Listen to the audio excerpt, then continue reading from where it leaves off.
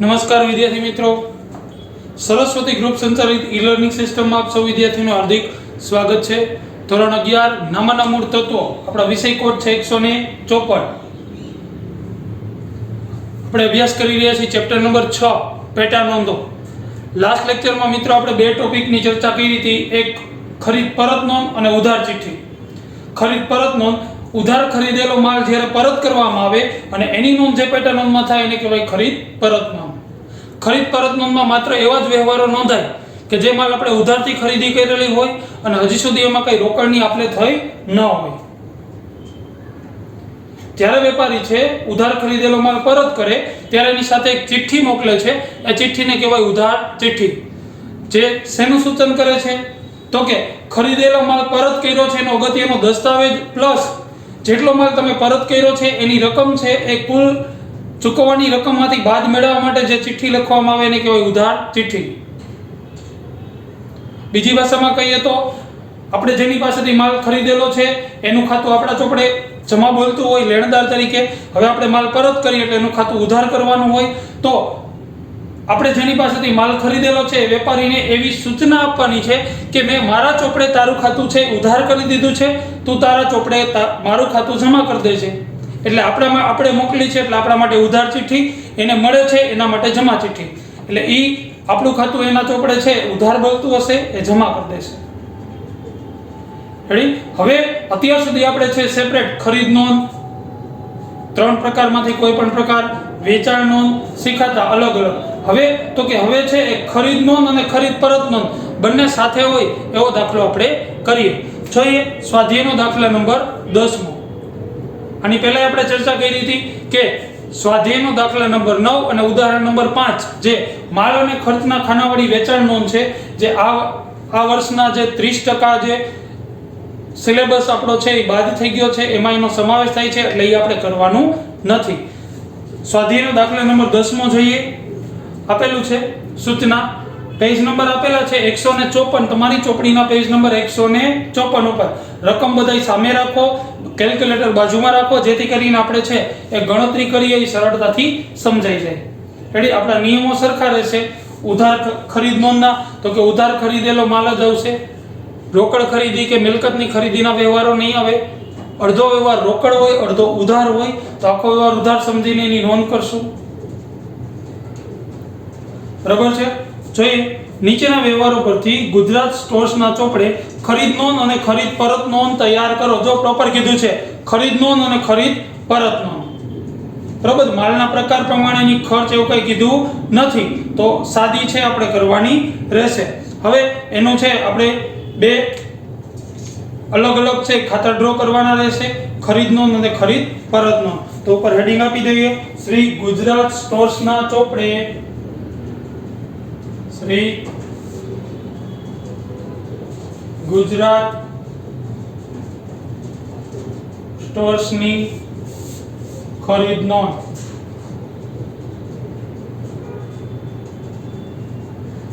એ લખવાનું હશે તારીખ,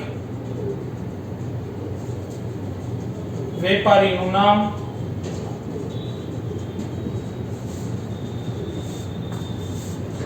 આવક, ભરતિયા નંબર,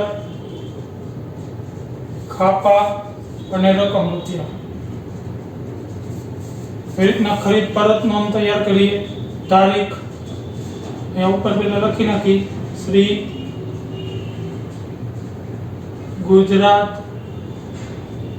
સ્ટોર્સની ખરીદ પરત નોંધ।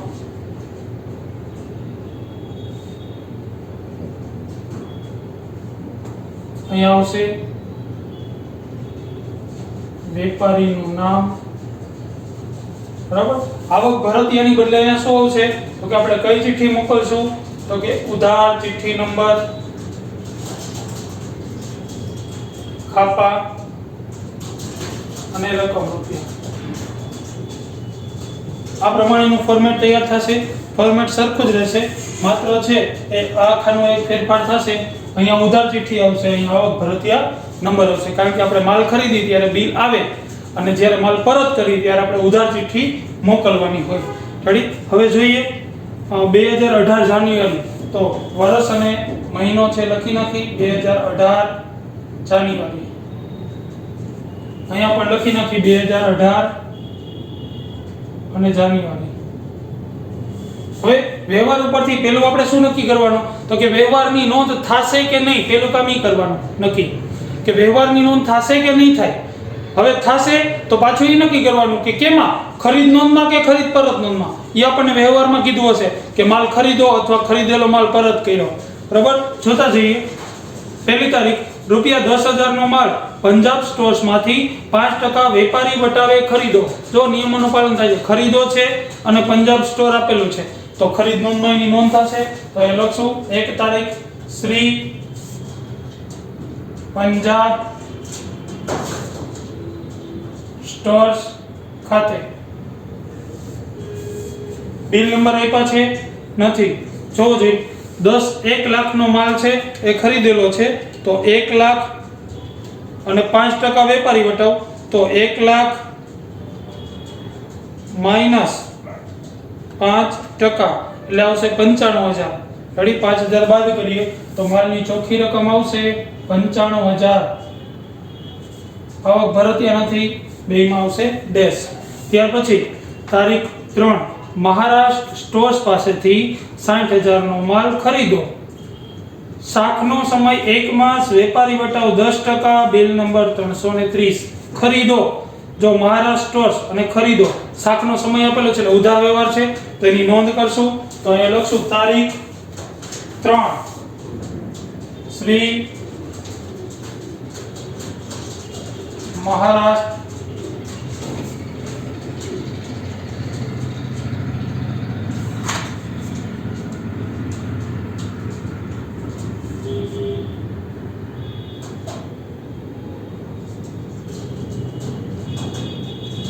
સ્ટોર્સ ખાતે. હવે આપણને બિલ નંબર એ આપી દીધા છે, બિલ નંબર 330. તો અહીં લખશો આવક ભરતિયામાં 330. હવે કેટલાનો માલ છે જોવો જોઈએ. 60,000 એના 10% એટલે 6,000. બરોબર, આપણે કીધું જ છે 60,000 માં 4 મીંડા, 10 માં 1 મીંડું, 1 જાય એટલે વધ્યા કેટલા, તો કે 6,000. 60,000 માંથી 6,000 બાદ કરો એટલે ચોખ્ખી રકમ આવશે 54,000. તો અહીં લખશો 54,000. તારીખ 10, 50,000 નો માલ કેરેલા સ્ટોર્સ પાસેથી શાક પર ખરીદો. 50% ભાગના નાણાં તરત જ ચૂકવી. આપણો નિયમ છે, અડધા નાણાં રોકડા ચૂકવા હોય તો એ આખો વ્યવહાર ઉધાર સમજીને એની નોંધ કરવી. તો આની નોંધ થશે તારીખ 10, શ્રી કેરાલા સ્ટોર્સ ખાતે. બિલ નંબર છે આપણને કઈ આપ્યા સોરી, બિલ નંબર છે એ આપણને આપ્યા નથી.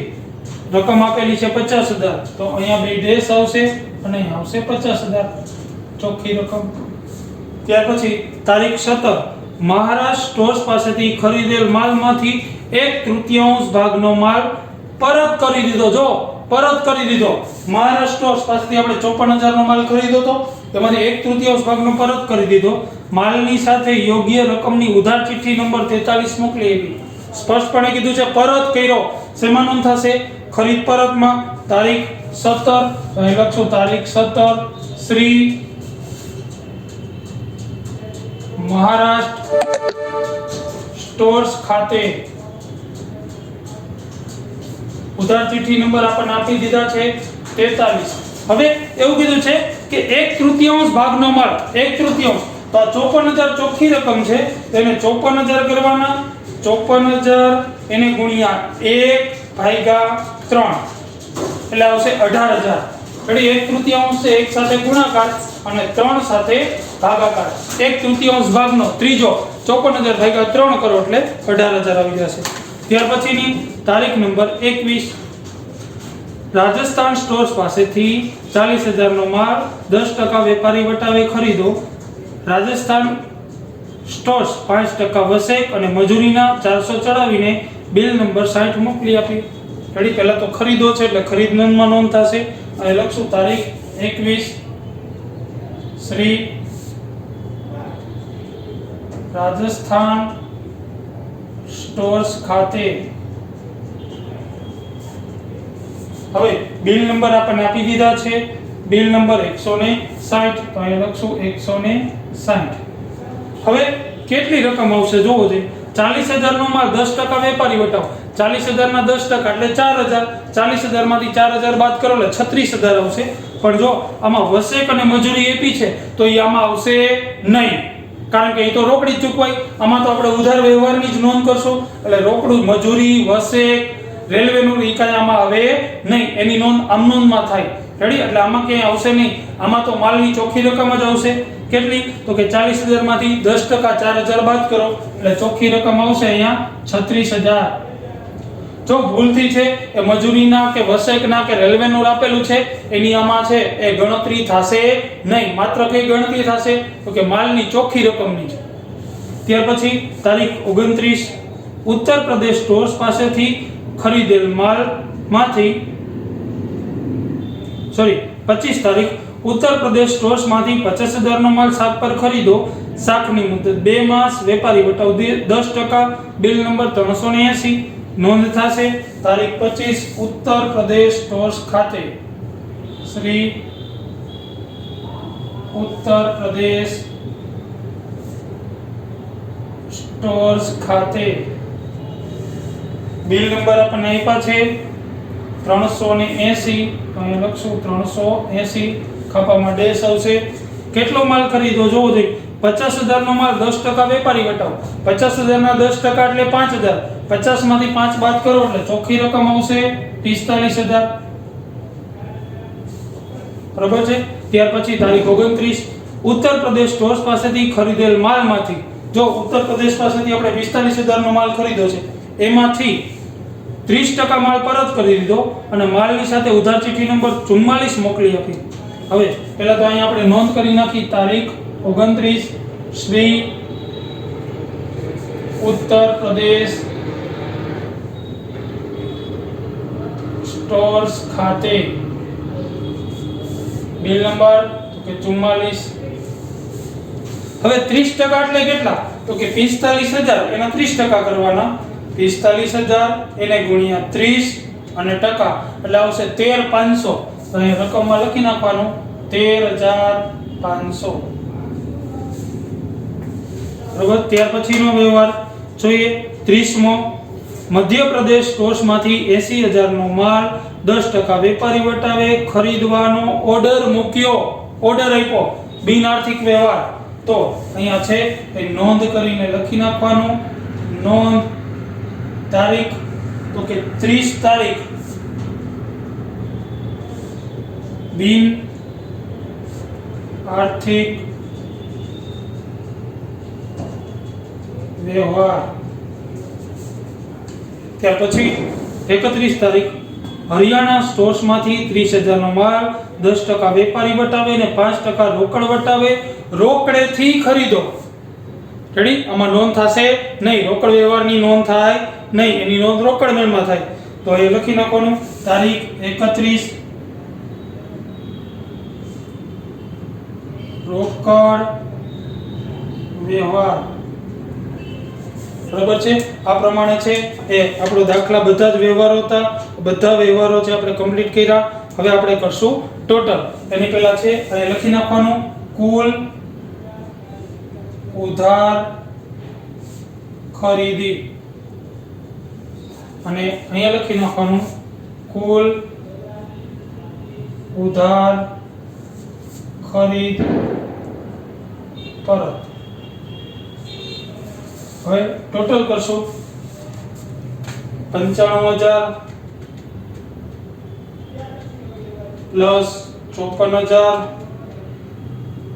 પ્લસ 50000 પ્લસ 36000 અને પ્લસ 45000 એટલે આવશે 2,80,000 તો મહિનાના અંતે કુલ ઉધાર ખરીદી કેટલાની કરી તો કે 2,80,000 ની અને ત્યાર પછી આનો ટોટલ કરશું 18,000 પ્લસ 13,500 એટલે આવશે 31,500 અહીંયા ડેશ આવશે 31,500 અને આપણે કહેશું કુલ ઉધાર ખરીદ પરત. રેડી? તો આ પ્રમાણે છે એ બે જ્યારે પેટર્ન નોંધ તૈયાર કરવાની હોય ત્યારે પહેલું કામ એ કરવાનું કે એની નોંધ થશે કે નહીં, થશે તો કેમાં થશે એ નક્કી કરીને જેમાં થતું હોય એમાં નોંધ કરવાની રહે. તો તમારે છે એ છેલ્લે તમે થિયરી લખેલી હશે ઉધાર ચિઠ્ઠીની, એના પહેલા છે ખરીદ પરત નોંધ, પછી ઉધાર ચિઠ્ઠી અને લાસ્ટમાં એનો નમૂનો લખ્યો હશે. એની નીચેથી છે હેડિંગ આપવાનું, સ્વાધ્યાયનો દાખલો નંબર 10 પેજ નંબર 154. આપણા નિયમ મુજબ છે એ તમારે માત્ર ને માત્ર છે એનો જે સૂચના આપેલી છે એ લખવાની છે, વ્યવહારો લખવાના નથી. સૂચના જેમ કે નીચેના વ્યવહારો પરથી ગુજરાત સ્ટોર્સના ચોપડે ખરીદ નોંધ અને ખરીદ પરત નોંધ તૈયાર કરો એટલું લખાઈ જાય. પછી 2 ખાતા ડ્રો કરવાના છે, એમાં એન્ટ્રી આ પ્રમાણે છે એ ડ્રો કરી અને આ પ્રમાણે છે એ વ્યવહારો લખી લેવાના રહેશે. ઓકે મિત્રો, તો નેક્સ્ટ લેક્ચરમાં છે આપણે વેચાણ નોંધ, વેચાણ પરત નોંધ અને ઉધાર જમા ચિઠ્ઠી, વેચાણ પરત નોંધ અને જમા ચિઠ્ઠી એની છે થિયરી કરશું. પછી એના નેક્સ્ટ લેક્ચરમાં છે એના 2 વેચાણ નોંધ અને વેચાણ પરત નોંધ હોય એના દાખલા કરીશું. અને મિત્રો આ પ્રકારના જે દાખલાઓ છે એમાં તમારે ધ્યાન ખાસ શું રાખવાનું છે, જો અહીંયા તો છે એ 2 જ પેટર્નો છે. નેક્સ્ટ હવે આપણે દાખલા કરશું એમાં 4 પેટર્ન નોંધો છે, ખરીદ નોંધ, ખરીદ પરત નોંધ, વેચાણ નોંધ અને વેચાણ પરત નોંધ. તો એમાંથી પહેલું કામ તમારે શું કરવાનું, તો કે પહેલા એ નક્કી કરવાનું કે વ્યવહારની નોંધ થશે કે નહીં થાય. તો કે થશે, તો કે હા થાય. તો કેમાં થશે, તો કે ખરીદ નોંધમાં થશે, ખરીદ પરતમાં, વેચાણ કે વેચાણ પરતમાં. તો એ કેના ઉપરથી ખબર પડશે, તો એના માટે છે એ એક શબ્દ એમાં વ્યવહારમાં આપેલો હશે કે માલ ખરીદો અથવા પરત કર્યો અથવા વેચાણ કર્યું, વેચેલો માલ પરત આવ્યો, પરત કર્યો, પરત આવ્યો. એના ઉપરથી આપણે નક્કી કરવાનું રહેશે કે 4 પ્રકારની પેટર્ન પરથી કેમાં નોંધ થશે. બરોબર છે?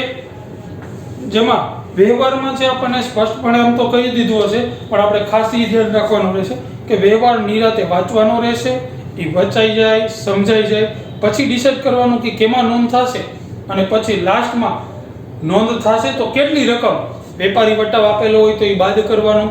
જેમ આપણે આમાં છે પરત કરી દીધી તો એમાં કીધું 1/3 ભાગ ને 30% અથવા 20% આપ્યું હોય તો આપણે 20% છે ને મેન કુલ રકમ હોય એમાંથી નથી લેવાનું. કઈ રકમ ધ્યાનમાં લેવાની, ચોખ્ખી રકમ. અહીંયા તમે જે નોંધેલી છે એના 20% કે 30% કે જે કઈ ટકાવારી આપેલી હોય, જે કઈ ભાગ કીધો હોય એ કરવાનો રહેશે. ઓકે મિત્રો, થેન્ક યુ.